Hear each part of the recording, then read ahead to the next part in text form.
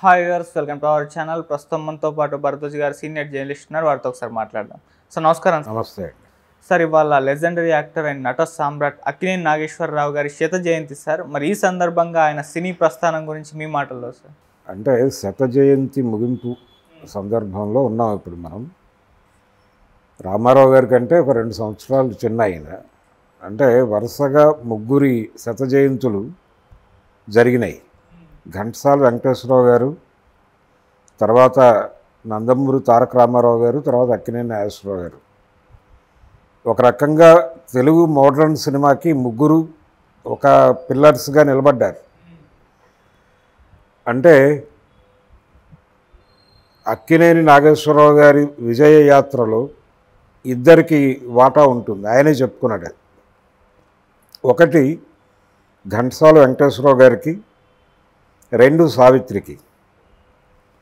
సావిత్రి ఆవిడ అక్కినేని అభిమాని, నాగేశ్వరరావు గారి అభిమానిగా మొదలైంది ఆవిడ ప్రయాణం. ఆ తర్వాత నాగేశ్వరరావు గారి పక్కన హీరోయిన్గా యాక్ట్ చేసింది ఆవిడ. ఎక్కువ సినిమాల్లో ఆయన యాక్ట్ చేసింది సావిత్రితోనే. ఇలా ఆయన నట జీవిత ప్రస్థానంలో సావిత్రి తర్వాత ఆయనే చెప్పుకున్నట్టుగా ఎక్కువ సినిమాలు ఎన్టీ రామారావు గారితో చేశాడు. అంటే వాళ్ళిద్దరూ కలిసి 15 పైన సినిమాలు యాక్ట్ చేయటం అనేది చిన్న విషయం కాదు. అంటే పల్లెటూరి పిల్ల దగ్గర నుంచి సత్యం శివం అనే సినిమా వరకు ప్రతి సందర్భంలోనూ వాళ్ళు కలిసి యాక్ట్ చేస్తూనే ఉన్నారు. మధ్యలో కొన్ని అభిప్రాయ భేదాలు వచ్చినప్పటికీ ఇలా ఒక సుదీర్ఘమైనటువంటి ఇన్నింగ్స్ అయింది. 90 ఏళ్ల వయసులో కన్నుమూశారు ఆయన.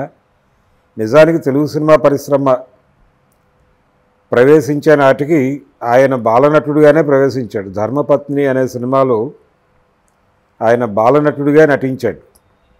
ఆ తర్వాత అవకాశాలు రాలేదు ఆయనకి.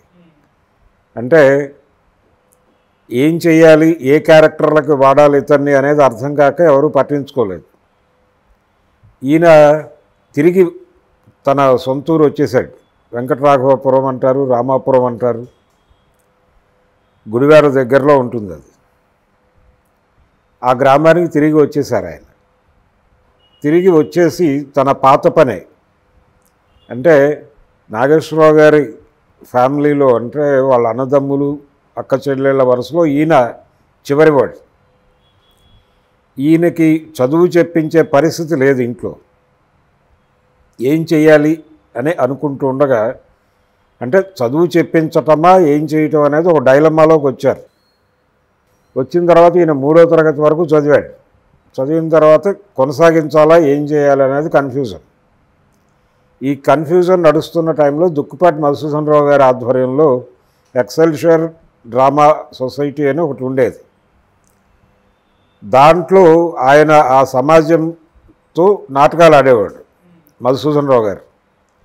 పెండ్యాల నాగేశ్వరరావు గారు అదే నాటక సమాజానికి సంగీత దర్శకుడిగా ఉండేవారు. వాళ్ళ ట్రూప్లో ఇతన్ని జాయిన్ చేశారు. ₹1 వేతనానికి, ₹1 జీతానికి చేరాడు ఈయన. అదే నాటక సమాజంలో ఆయన తీసుకున్న హైయెస్ట్ రెమ్యూనరేషన్ ₹5. అలా మొదలైంది. దుక్కుపాటి మధుసూదన్ రావు గారి చేతుల మీదుగా ఈయన ప్రయాణం మొదలైంది. మధుసూదన్ రావు గారే ఈయన్ని ధర్మపత్ని సినిమాకి పంపించాడు.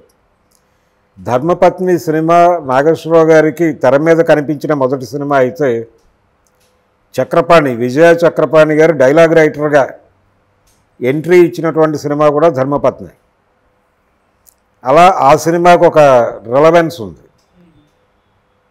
ఇలా ధర్మపత్నితో మొదలై వెనక్కి వచ్చేసిన తర్వాత నాగేశ్వరరావు గారు తిరిగి మధుసూదన్ రావు గారి నాటకాల్లో నటిస్తూ ఉండేవాడు. ఆడపాత్రలు చేసేవాడు ఆయన. ఇలా నడుస్తూ ఉండగా ఒక నాటకం ఆడి విజయవాడ రైల్వే స్టేషన్లో గుడివాడ వెళ్ళే ట్రైన్ కోసం వెయిట్ చేస్తున్నారు మధుసూదన్ రావు గారి ఆధ్వర్యంలో. అదే టైంలో మచిలీపట్నం నుంచి వచ్చే ట్రైన్లో ఆయన ఘంటసాల బలరామయ్య గారు వచ్చారు. ఆయన ప్లాట్ఫామ్ మీద మధుసూదన్ రావు గారిని చూసి పలకరించారు. ఈయన ఆయన్ని పలకరించడం, ఆయన ఈయన్ని పలకరించడం. ఈ సందర్భంగా ఆయన దృష్టి అక్కినేని నాగేశ్వరరావు గారి మీద పడింది. పడి సీతారామ జననం అని సినిమా చేస్తున్నాను నేను, దానిలో రాముడి క్యారెక్టర్కి ఇతను బాగుంటాడు అనుకుంటున్నాను, తీసుకెళ్ళనా అని అడిగాడు ఆయన. ఆల్రెడీ వెళ్ళాడు, ఇంతకుముందు సినిమాలో యాక్ట్ చేశాడు. ఆ తర్వాత ఏ వేషాలు ఇవ్వాలో తెలియని కన్ఫ్యూజన్లో, అంటే వయసు రీత్యా బాలనటులు అందరికీ ఉండే సమస్య ఇది. బాలనటులుగా ఒక సినిమా చేసిన తర్వాత వీళ్ళ వయసు పెరుగుతుంది ఆ సినిమా రిలీజ్ అయ్యే టైంకి. ఆ తర్వాత ఏ క్యారెక్టర్లు ఇవ్వాలి వీళ్ళకనే కన్ఫ్యూజన్ ఉంటుంది. అటువంటి సందిగ్ధావస్థలో వచ్చేసాడు వెనక్కి. మీరు కావాలంటే తీసుకెళ్ళిపోండి అని చెప్పాడు ఆయన. అలా నాగేశ్వరరావు గారు తిరిగి సీతారామ జననం అనే సినిమాతో మెడ్రాస్ వెళ్ళారు. ఆ సినిమాలో ఘంటసాల గారు కూడా నటించారు. అప్పటికి ఆయన మెడ్రాస్ చేరున్నారు. విజయనగరం సంగీత కళాశాలలో చదువు పూర్తి చేసుకుని పట్రాయని సీతారామ శాస్త్రి గారి దగ్గర మరికొన్ని మెళకువలు నేర్చుకుని ఆయన మెడ్రాస్ చేరారు ఆకాశవాణికి. చేరిన తర్వాత ఆయన కూడా సినిమా ప్రయాణం మొదలుపెట్టాడు. మొదలుపెట్టి ఆయన కూడా ఘంటసాల బలరామయ్య గారి కంపెనీలోనే మొదలుపెట్టాడు. అక్కడే వీళ్ళిద్దరూ కలిశారు. వీళ్ళిద్దరూ కొంతకాలం రూమ్మేట్స్ కూడా, ఘంటసాల గారు అలాగే నాగేశ్వరరావు గారు.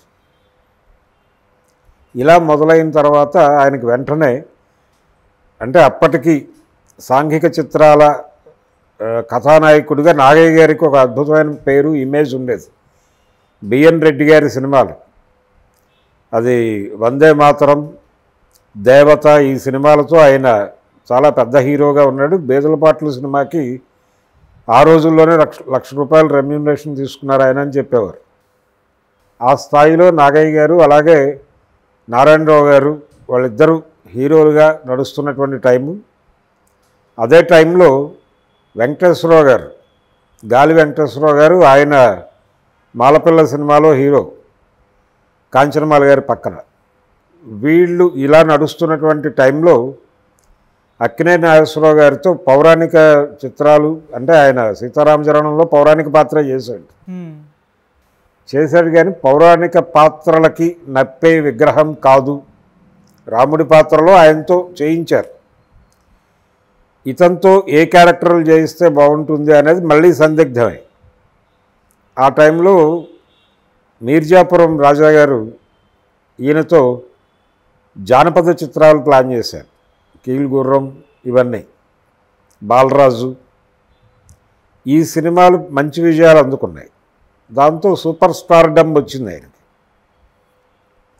ఇలా జానపద కథానాయకుడిగా వెలుగుతున్నటువంటి అక్కినేని నాగేశ్వరరావు గారికి 50 సంవత్సరంలో, అంటే అప్పటికి 48లోనే ఎన్టీ రామారావు గారు ప్రవేశించారు. ఆయన డిగ్రీ చదువుకుని వచ్చాడు. డిగ్రీ చదివి ప్రభుత్వోద్యోగం వదిలేసి సినిమాల్లోకి వచ్చాడు ఆయన. ఆయనతో ఏ రకంగానూ పోల్చదగ్గ పరిస్థితి కాదు ఇది. ఆయన ఎంట్రీ ఇచ్చిన తర్వాత ఆయనకి పాతాళ భైరవి అనేటువంటి ఒక అవకాశం దొరికింది 3 సినిమాల తర్వాత. మొదటి సినిమా మన దేశం తర్వాత పల్లెటూరు పిల్ల చేశాడు ఆయన. అందులో నాగేశ్వరరావు గారు ఆయన కలిసే యాక్ట్ చేశారు. రామారావు, నాగేశ్వరరావు ఇద్దరు ఉంటారు ఆ సినిమాలో. అక్కడ మొదలైంది వీళ్ళ స్నేహం. ఆ తర్వాత ఈయన షావుకారు సినిమాలో చేశాడు, విజయవారి షావుకారులో. ఆ తర్వాత సినిమా పాతాళ భైరవ్, అదే బ్యానర్లో. ఆయన పర్మనెంట్ ఆర్టిస్ట్ విజయకి. పాతాళ భైరవికి ముందనుకున్న హీరో నాగేశ్వరరావు గారే. ఆ తర్వాత రాజారెడ్డి అని ఒక డాన్సర్తో చేయాలనుకున్నాడు కేవీ రెడ్డి గారు. ఫైనల్గా ఎన్టీఆర్కి ఫిక్స్ అయ్యాడు ఆయన. ఎన్టీఆర్కి అది ఆ సినిమా విపరీతమైనటువంటి ఎలివేషన్ తీసుకొచ్చింది. ఆయన్ని తెలుగు ప్రేక్షకుల్లో హృదయాల్లో ప్రతిష్ఠ చేసినటువంటి సినిమా పాతాళ భైరవి, తోటరాముడు క్యారెక్టర్.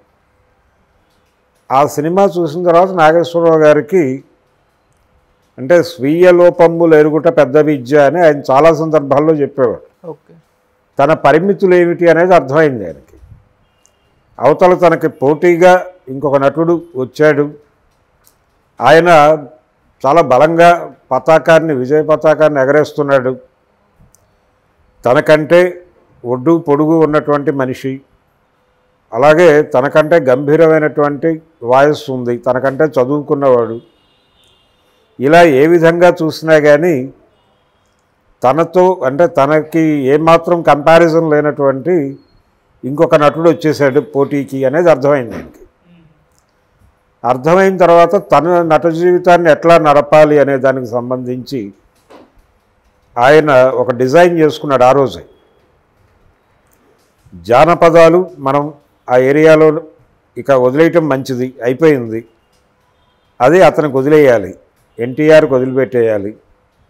సో అతను పోటీ పడలేనటువంటి ఏరియాలోకి మనం వెళ్ళాలి అని అనుకుని ఆయన ఒక సైకలాజికల్ క్యారెక్టరు, ఒక భగ్న ప్రేమికుడు, ఇలాంటి క్యారెక్టర్లు. సంవత్సరానికి 4 సినిమాలు ఉండాలి. ఈ 4 సినిమాల్లో ఈ భిన్నమైనటువంటి కథాంశాలతో వెళ్ళాలి. ఒకటి భగ్న ప్రేమికుడు ఉంటే ఒకటి భక్తుడి పాత్ర ఉండాలి.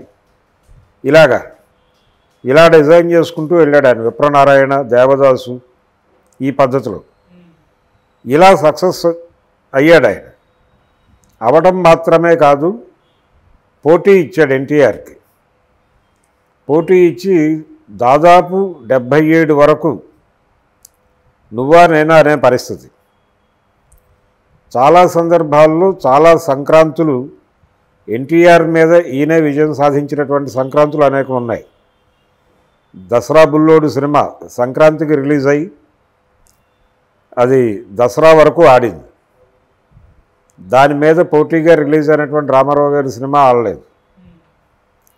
ఇలాంటి కొన్ని విజయాలు ఉన్నాయి ఆయన కెరియర్లో, ఆయనతో పోటీపడి సాధించినటువంటి విజయాలు. ఇలా నాగేశ్వరరావు గారు అంటే ఆయన కెరియర్లో అద్భుతమైనటువంటి పాత్రలు, అంటే నవలా నాయకుడిగా నిలబడ్డాడు ఆయన. ఆయన కెరియర్ సక్సెస్ఫుల్గా నడవటం వెనకాల దుక్కిపాటి మధుసూదన్ రావు గారి కంట్రిబ్యూషన్ ఉంది. ఆయన చదువుకున్నవాడు, ఆయన్ని తనతో పాటు అంటే మెడ్రాస్ వచ్చేసాడు ఆయన. నాగేశ్వరరావు గారు విజయ పతాకం ఎగరవేసిన తర్వాత నాటకాలలో ఆయనకు ఒక ఫేజ్ చూపించినటువంటి మధుసూదన్ రావు గారు మెడ్రాస్ వచ్చేసి ఆయన సొంత సినిమా తీయటం ప్రారంభించారు, అన్నపూర్ణ పిక్చర్స్ అనే పేరుతో. ఈ అన్నపూర్ణ పిక్చర్స్ అంటే అక్కినేని నాగేశ్వరరావు గారి భార్య పేరు కూడా అన్నపూర్ణే. ఆ పెళ్లి చేసింది కూడా మధుసూదన్ రావు గారే.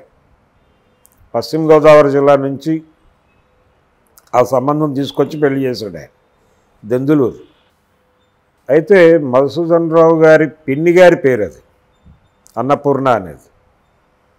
అలా అన్నపూర్ణ సంస్థతో కేవీ రెడ్డి గారి డైరెక్షన్లో దొంగరాముడు సినిమాతో మొదలై ఆ తర్వాత నవలా చిత్రాలు ఆయన్ని నవలా చిత్ర నాయకుడిగా నిలబెట్టింది మధుసూదన్ రావు గారే. అదే బ్యానర్ నుంచి కె విశ్వనాథ్ గారు డైరెక్టర్గా పరిచయం అయ్యాడు ఆత్మగౌరవం సినిమాతో. ఆదుర్తి సుబ్బారావు గారితో అద్భుతమైనటువంటి విజయవంతమైనటువంటి సినిమాలు అన్నపూర్ణ సంస్థ నిర్మించింది, వెలుగు నీడలు ఇవన్నీ. ఈ క్రమంలోనే ఆయన సొంత సినిమాలు, ఆదుర్తి సుబ్బారావు గారి సొంత సినిమాలు, ఇలా అంటే చాలా సక్సెస్ఫుల్ కెరియర్ నాగేశ్వరరావు గారిది. ఆయన కామెడీ చాలా అద్భుతంగా చేయగలడు. మిస్సమ్మ లాంటి సినిమాలో అద్భుతమైనటువంటి కామెడీ చేశాడు ఆయన.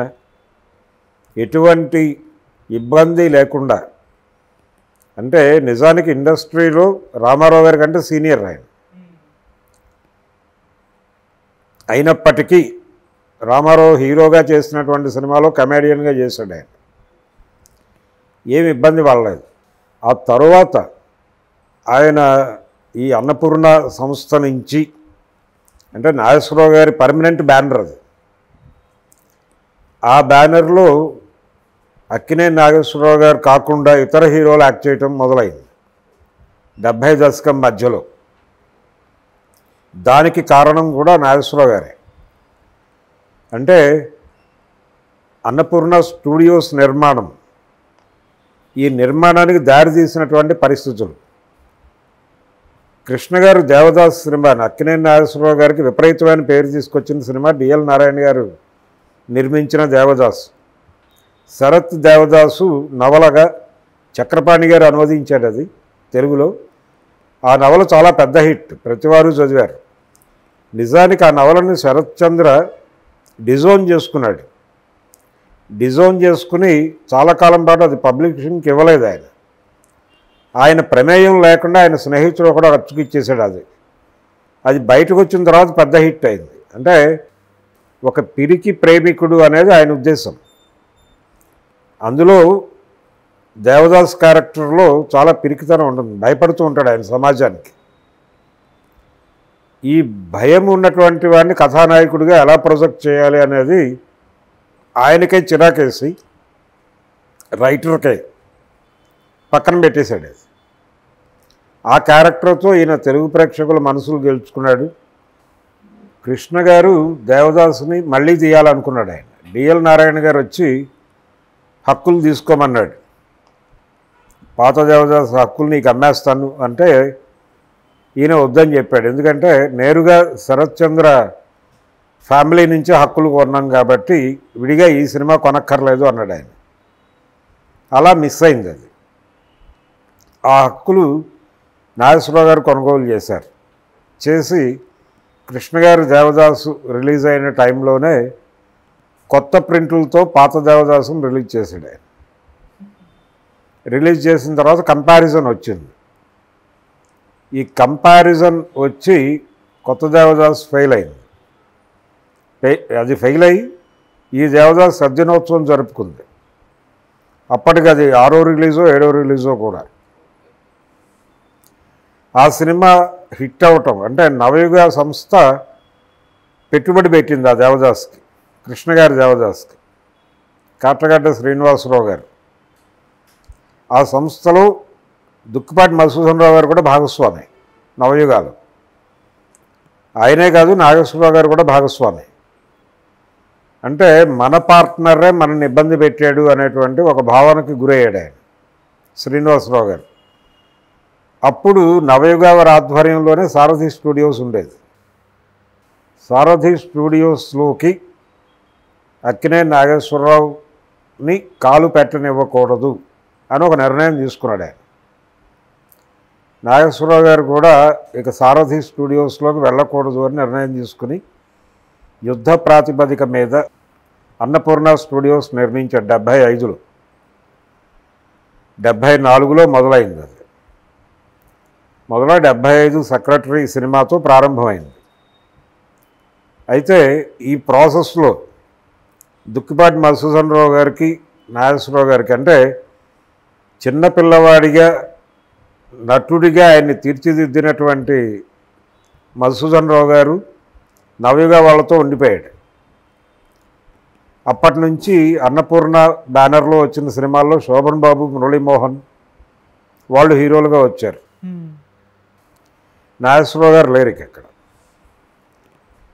ఇది చాలామందికి తెలియని విషయం. అంటే రాధాకృష్ణ అనే సినిమా శోభన్ బాబుతో చేశాడు ఆయన. ప్రేమలేఖలు అనే సినిమా మురళీమోహన్తో చేశాడు. అలా నడిచింది ఆ ప్రయాణం. ఆ తర్వాత అన్నపూర్ణ బ్యానర్లో వచ్చిన ఏ సినిమాలోనూ ఈయన లేడు. ఇది అంటే ఆయన రాఘవేంద్రరావు గారితో సినిమాలు చేశాడు వరుసగా. ఆ సినిమాలు కూడా నవలా చిత్రాలే కానీ నాగేశ్వరరావు గారు లేడు దానిలో. అన్నపూర్ణ స్టూడియోస్ బ్యానర్ మీద ఈయన సినిమా నిర్మాణం మొదలుపెట్టాడు. అంటే స్టూడియోని నిలబెట్టడం కోసం చిత్ర నిర్మాణం మొదలుపెట్టి కళ్యాణి సినిమాతో నాగేశ్వరరావు గారు అన్నపూర్ణ సంస్థ మొదలైంది. మురళీమోహన్ హీరో, దాసరి నారాయణరావు గారి డైరెక్షన్. అలా మొదలై అంటే అన్నపూర్ణ స్టూడియోస్ నిర్మించిన తర్వాత దాని మెయింటెనెన్స్ చాలా కష్టమైంది. మెయింటెనెన్స్ కష్టము అంటే అప్పటికి సినిమా షూటింగ్లన్నీ మెడ్రాస్లో జరిగేవి. ఈ స్టూడియో ఎలా నడపాలి, ఎవరు వచ్చి చేస్తారు ఇక్కడ షూటింగ్లు అనే టైంలో దాసరి నారాయణరావు గారు తన సినిమాలన్నీ ఇక్కడే షెడ్యూల్ చేసేవారు. దాంతోపాటు హిందీ రీమేక్స్ ఉండేవి ఆ టైంలో. ఈ హిందీ రీమేక్స్ అన్నీ కూడా ఇక్కడే చేసేవాళ్ళు అన్నపూర్ణలో. అన్నపూర్ణ స్టూడియోలోనే పడుకుని షూటింగులు చేసేవాడే దాసరి గారు. ఈ క్రమంలో దాసరి గారు అన్నపూర్ణ స్టూడియోస్ అనేటువంటి సంస్థకి కూడా చాలా పెద్ద విజయవంతమైనటువంటి సినిమాలు తీసిపెట్టాడు. ప్రేమాభిషేకం లాంటి ఇండస్ట్రీ రికార్డులు బద్దలు కొట్టినటువంటి సినిమా వాళ్ళ కాంబినేషన్లో వచ్చింది. ఒక రకంగా 77 తర్వాత దాదాపు 3 సంవత్సరాలు అక్కినేని నాగేశ్వరరావు గారి కెరియరే గందరగోళంలో పడింది.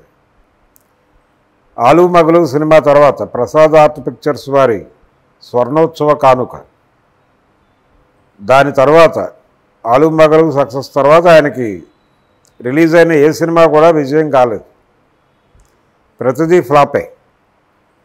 అదే టైంలో రామారావు గారు విపరీతమైన స్వింగ్లో ఉన్నాడు. 77,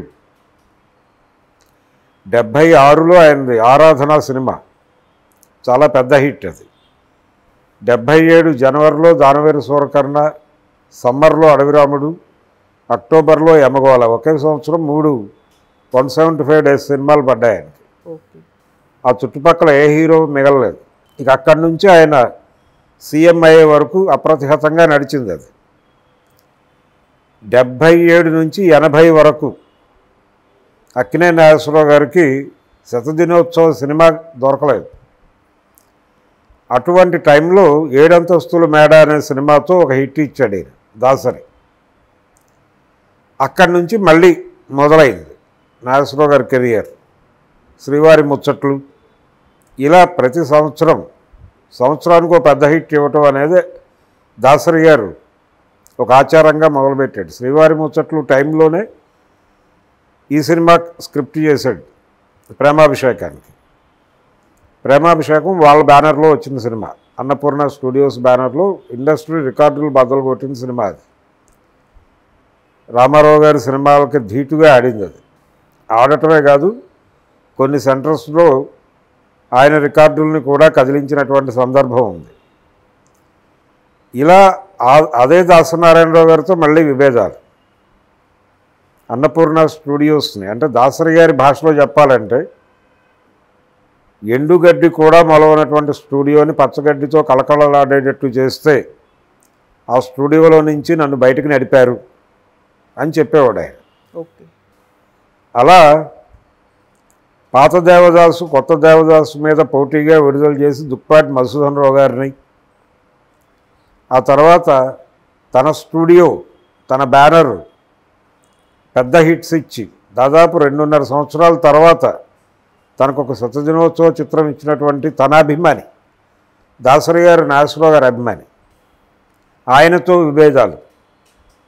వాళ్ళిద్దరూ చివరి వరకు మాట్లాడుకోలేదు. ఒకే డయాస్ మీద ఉండటానికి కూడా ఇష్టపడేవాళ్ళు కాదు వాళ్ళు. అది ఆయన జీవితంలో ఒక కొంత విషాదం. అలాగే ఆయన మెడ్రాస్ నుంచి హైదరాబాద్ రావడానికి కారణం పిల్లల చదువులు అని చెప్తారు, కానీ పిల్లల చదువుల కంటే కూడా ఆయన ఇండస్ట్రీని ఇక్కడికి తీసుకురావాలనే ప్రోగ్రాంలోనే వచ్చాడు. ఈ వచ్చే క్రమంలో ఆయనకి, అంటే ఇద్దరు మిత్రులు సినిమా వరకు బైలింగ్వల్స్ చేసేవాడు ఆయన. తమిళ భాషలో కూడా ఆయన సినిమాలు రిలీజ్ అయ్యి ఈయన తమిళ్లో యాక్ట్ చేసేవాడు, డైలాగ్స్ చెప్పేవాడు. ఈయన మీద తమిళ హీరోలు దుష్ప్రచారం చేసేవాళ్ళు అక్కడ. పర్టికులర్గా జమినీ గణేశన్, సావిత్రి గారి భర్త, ఆయన నాగేశ్వరరావు గారి సినిమాలను బ్యాడ్ చేసేవాడు అక్కడ. ఇది తెలిసి ఈయన నెమ్మదిగా, అంటే మన సినిమాలు డబ్బులు తీసుకొస్తోంది ఆంధ్రప్రదేశ్ నుంచి, మనం ఇక్కడ ఉండి ఇక్కడ ట్యాక్సులు కట్టడం ఏంటి వీళ్ళకి, పైగా మన సినిమాలను వీళ్ళు బ్యాడ్ చేస్తున్నారు, సో ఇక్కడి నుంచి మనం వెళ్ళిపోవడం మంచిది అనేది ఒక నిర్ణయానికి వచ్చాడు ఆయన. వచ్చి అలా షిఫ్ట్ అయ్యాడు. షిఫ్ట్ అయినప్పటికీ మెడ్రాస్లో కూడా షూటింగులు చేసేవాడు ఆయన ఇక్కడి నుంచి వెళ్ళి. ఈ దేవదాసు వివాదం తర్వాత, అంటే సారథి స్టూడియోస్ నిర్మాణానికి కూడా నాగేశ్వరరావు గారే కారకుడు. రోజులు మారాయి అయిన సినిమా శతదినోత్సవ సభ హైదరాబాద్లో జరిగింది. అప్పుడు హైదరాబాద్ స్ట్రైట్ ఇది, బూర్గుల నాయకత్వంలో మంత్రివర్గం ఉండేది ఇక్కడ. ఆయన క్యాబినెట్లో మంత్రిగా ఉన్నటువంటి కొండా రంగారెడ్డి గారు ఈ శతదినోత్సవ సభకు వచ్చి హైదరాబాదులో చలనచిత్ర పరిశ్రమ గనక అది ప్రారంభించడానికి ఎవరైనా ఉత్సాహం ప్రదర్శిస్తే వాళ్ళకి ప్రభుత్వం సహకారం అందిస్తుంది అని చెప్పాడు ఆ వేదిక మీద, రోజులు మారాయి సినిమా వేదిక మీద. ఆ సినిమాలో హీరో అక్కినేని నాగేశ్వరరావు గారు, హీరోయిన్ జానకి గారు. ఆ సినిమా సక్సెస్ తర్వాత చల్లపల్లి జమీందార్ ఆ సినిమా ప్రొడ్యూసర్, ఆయన సారథి స్టూడియోస్ ప్రారంభించారు. ఆ తర్వాత అది నవయుగ వారి చేతిలోకి అలా మారింది. అదే సారథి నుంచి ఆయన బయటకు వచ్చి అన్నపూర్ణ స్టూడియోస్ ప్రారంభించటం, ఈ అన్నపూర్ణ స్టూడియోస్ నుంచి దాసరి గారిని బయటకు పంపించాల్సి రావటం, ఇలా అంటే ఎన్ని ఇబ్బందులు ఉన్నప్పటికీ అదే కృష్ణతో, అంటే నిజానికి కొత్త దేవదాసు పాత దేవదాసు వివాదంలో కృష్ణ అక్కినేని నాగేశ్వరరావుల మధ్య విభేదాలు రాలేదు, నవయుగ వారితో నడిచింది అది గొడవ. ఆ తర్వాత అదే విజయకృష్ణ బ్యానర్లో హేమా హేమీలు అనే సినిమాలో కృష్ణ గారితో కలిసి నటించండి నాగేశ్వరరావు గారు. ఈ హైదరాబాదుకి సినిమా పరిశ్రమ షిఫ్ట్ చేయటం అనే కార్యక్రమం ఇది తనతో చెప్పకుండా జరిగినటువంటి కార్యక్రమంగా, అంటే తనని భాగస్వామిని చేయకుండా జరిగినటువంటి కార్యక్రమంగా రామారావు గారు ఫీల్ అయ్యేవాడు. రెండోది, ఇండస్ట్రీ హైదరాబాద్ రావటం అనే విషయంలో ఆయనకి కొన్ని సందేహాలు ఉన్నాయి. అంటే ఇన్ఫ్రాస్ట్రక్చర్ లేకుండా వెళ్ళి మనం ఏం చేస్తాము అనేది ఆయన ప్రధానమైనటువంటి ఆరోపణ. ఏది కావాలన్నా మళ్ళీ మెడ్రాస్ నుంచి తెచ్చుకోవాలి, ఎందుకు వచ్చిన గొడవ, ఇదంతా కాస్ట్ పెరిగిపోతుంది, దీనికంటే అక్కడే ఉంటే తక్కువ ఖర్చులో సినిమాలు తీసి రిలీజ్ చేయొచ్చు కదా అనే ఉద్దేశంతో ఉండేవాడు ఆయన. అలాగని హైదరాబాద్ రావడానికి విముఖుడేం కాదు. బ్రహ్మానందరెడ్డి గారి నేతృత్వంలో అక్కడ వనస్థలీపురం దగ్గర సినిమా వాళ్ళకి స్టూడియోల నిర్మాణానికి స్థలాలు కేటాయింపులు జరిగినప్పుడు రామారావు గారు కూడా ఒక అప్లికేషన్ వేశాడు, రామకృష్ణ స్టూడియోస్ నిర్మాణం కోసం స్థలం కేటాయించమని. దాదాపు ఫైనల్ అవుతున్నటువంటి దశలో ఆగింది అది. ఆ తర్వాత ఆయన తన సొంత స్థలంలోనే రామకృష్ణ స్టూడియోస్ కట్టుకున్నాడు. నాగేశ్వరరావు గారు మాత్రం ప్రభుత్వ సహకారంతో నిర్మించాడు అన్నపూర్ణ స్టూడియోస్. ఈ అన్నపూర్ణ స్టూడియోస్ నిర్మాణం అయిపోయిన తర్వాత ఈ 7 acres ఏరియాలో ఆయన అన్నపూర్ణ టింబర్ ఎస్టేట్స్ అనేది పెట్టాడు. తెనాలికి చెందిన చదలవాడ బ్రదర్స్ వాళ్ళ భాగస్వామ్యంలో అనురాధ టింబర్ ఎస్టేట్స్ ఉండేది వాళ్ళకి. ఈయన అన్నపూర్ణ అని మార్చి ఇక్కడ పెట్టాడు.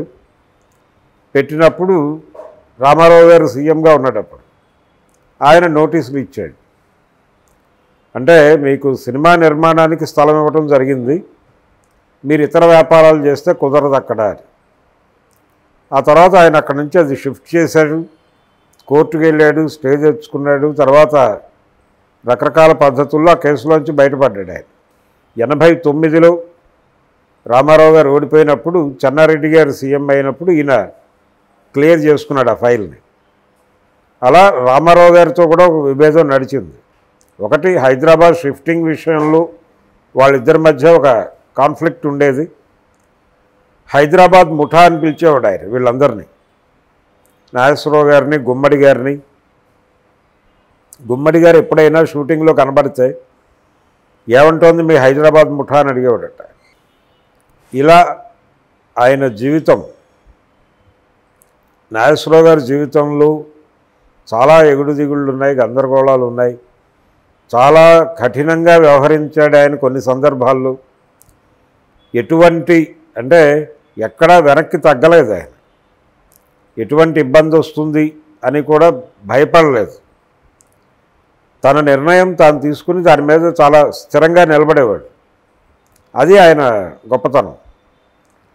ఏదైనా సరే ఇష్యూ బేస్డ్గానే ఉండాలి అనుకునేవాడు, ఆ ఇష్యూ బేస్డ్గానే ఉండేవాడు. అలా నాగేశ్వరరావు గారితో దానవేరు సూరకర్ణ సినిమాలో ఏదో క్యారెక్టర్ చేయించాలనుకున్నాడు రామారావు గారు. తన బ్యానర్లో నాగేశ్వరరావుతో సినిమా చేయాలని. అలా అనుకున్నప్పుడు ఆయన చేయనని చెప్పాడు. పౌరాణికంలో నేను చేయను, ఎందుకంటే కృష్ణార్జున యుద్ధం అనేటువంటి సినిమాలో ఒక ఎక్స్పీరియన్స్ ఉంది ఆయనకి. అంటే ఆయన భార్య అన్నపూర్ణ గారే చెప్పారు, మీరు ఆయనతో పౌరాణిక సినిమాల్లో నటించకండి, మీరు ఆయన ముందు కనిపించటం లేదు అని. అందుకని కృష్ణార్జున యుద్ధం తర్వాత ఆయన ఈయనతో కలిసి పౌరాణికాలు చేయడానికి సిద్ధపడలేదు. నిజానికి భూకైలాస్ సినిమాలో రావణ పాత్రలో రామారావు గారు, నారదుడిగా నాగేశ్వరరావు గారు. ఆయన చాలా సన్నివేశాల్లో రామారావు గారిని అంటే ఆయనకి పోటీ ఇవ్వటం మాత్రమే కాదు, ఆయన్ని మించి నటించేటువంటి వ్యవహారం కనిపిస్తుంది నారద పాత్రలో. అలాంటి ఒక పోటీ ఉండేది ఆయనకి. అలా ఆయన కెరియర్ అనేక రకాల అంటే కాంపిటేటివ్ ఎగ్జామ్స్కి వెళ్ళే వాళ్ళకి, అంటే కెరియర్ ఎలా నడపాలి అనుకునే వాళ్ళకి, ఆయన ఏం పెద్దగా చదువుకోలేదు, కేవలం 3వ తరగతి చదువుకుని పరిశ్రమలోకి వచ్చి ప్రతిదీ నేర్చుకున్నాడు ఆయన. అమెరికా వెళ్ళాల్సిన అవసరం వచ్చింది ఆయనకు ఒకసారి. అంటే పిలిచారు ఇక్కడ నుంచి, ఇన్వైట్ చేసినప్పుడు అమెరికాలో మాట్లాడటం కోసం ఇంగ్లీష్ నేర్చుకున్నాడు ఆయన. నేర్చుకుని ఆ తర్వాత ఆయన విపరీతంగా చదివేవాడు. అలాగే హేతుబద్ధమైనటువంటి అభిప్రాయాలు ఉండేవి. రామారావు గారు బయటకి చెప్పేవాడు, ఈయన చెప్పేవాడు కాదు, కానీ ఈయన కూడా విస్తృతంగా చదివేవాడు. ఆ జనరేషన్ హీరోలకి ఉన్నటువంటి ఒక మంచి లక్షణం అది. ఒక ఆరోగ్యకరమైనటువంటి డిస్కషన్ ఉండేది, వాళ్ళ మధ్య చర్చ ఉండేది. ఓకే. ఈయన నాస్తికుడు. నాగేశ్వరరావు గారు నాకు దైవం పట్ల ఏమీ నమ్మకాలు లేవు అని చెప్పేవాడు ఆయన. అలాగని చెప్పి వ్యతిరేకించేవాడు కాదు, ఇది నా అభిప్రాయం మాత్రమే అన్నట్టుగా వ్యవహరించేవాడు. రామారావు గారు తన అభిప్రాయాలను డిస్ప్లే చేసేవాడు తన సినిమాల్లో. ఆ ధోరణి నాగేశ్వరరావు గారికి లేదు. ఈయన మార్కెట్కి ఏం కావాలో అదే ఇచ్చేవాడు. మార్కెట్ని ఎడ్యుకేట్ చేసే ప్రోగ్రాం పెట్టుకునేవాడు కదా ఆయనలాగా. అది వీళ్ళిద్దరి మధ్య ఒక తేడా. అందుకని ఆయన రాజకీయాల్లోకి వెళ్ళాడు. నిజానికి రాజకీయాలతో సన్నిహిత సంబంధాలు మొదటి నుంచి నేర్పిన వ్యక్తి కూడా అక్కినేని నాగేశ్వరరావు గారే.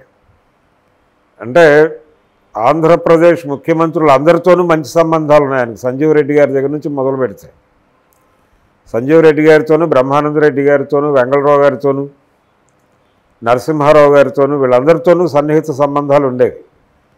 ఒక దశలో ఎస్వి రంగారావు గారు ఆయన మీద ఒక ఆరోపణ చేశాడు. హైదరాబాదులో ఉండి ముఖ్యమంత్రులకు సన్నిహితంగా ఉండి ఈ నంది అవార్డులన్నీ తన సినిమాలకే వేయించేసుకుంటున్నాడు నాగేశ్వరరావు అని చెప్పి ఆయన ఒక ఆరోపణ, ఏది అందరూ ఉన్నటువంటి ఫ్లోర్లో మాట్లాడాడు ఆయన. జర్నలిస్టులు కూడా ఉండేవాళ్ళు అక్కడే, రిపోర్టర్లు కూడా అక్కడే ఉండేవాళ్ళు. అందరి సమక్షంలో ఆయన ఈ ప్రకటన చేశాడు. మర్నాడు పేపర్లో క్యారీ ఫార్వర్డ్ అయిపోయింది. అది అయిపోయిన తర్వాత ఆదుర్తి సుబ్బారావు గారు చూపించారు ఆ సినిమా సుడిగుండాలు. చదరంగం వర్సెస్ సుడిగుండాలు సినిమాల మధ్య ఘర్షణ. అది చూసిన తర్వాత ఆయన కన్విన్స్ అయ్యి నా సినిమా కంటే ఇది బెటర్గానే ఉంది, దీనికి ఇవ్వడం తప్పేం కాదు అన్నాడు. అలా రంగారావు గారితో ఒక గొడవ. ఇలా మొదలైనటువంటి, అంటే ఆయన చివరి వరకు ఆ స్నేహాన్ని నడిపింది విభేదాలు లేకుండా, ఆ స్నేహాన్ని స్నేహంగానే నడిపింది ఘంటసాల వెంకటేశ్వరరావు గారితో. ఆయనతో చివరి వరకు సన్నిహితంగానే ఉన్నాడు ఆయన. ఇలా నాగేశ్వరరావు గారి జీవితం తెలుగు సినిమా ప్రగతి, అంటే తెలుగు సినిమా పుట్టుక నుంచి ఉన్నాడు ఆయన. తెలుగు టాకీ పుట్టుక నుంచి ఆయన చనిపోయే వరకు ఆయన తెలుగు సినిమాతో పాటు ప్రయాణం. తెలుగు సినిమాలో ప్రతి మలుపులోనూ నాగేశ్వరరావు గారు ఉన్నాడు. అంత అంటే ఆయనకి ఆరోగ్య సమస్యలు ఉన్నప్పటికీ 74 ప్రాంతాల్లోనే ఆయనకి అనారోగ్యం, బైపాస్ సర్జరీ చేయించుకోవడానికి మెడ్రాస్ ఆయన అక్కడి నుంచి అమెరికా వెళ్ళి బైపాస్ చేయించుకురావటం, ఆ తర్వాత ఆయన ఇక యాక్ట్ చేయడేమో అనేటువంటి ప్రచారం జరిగింది.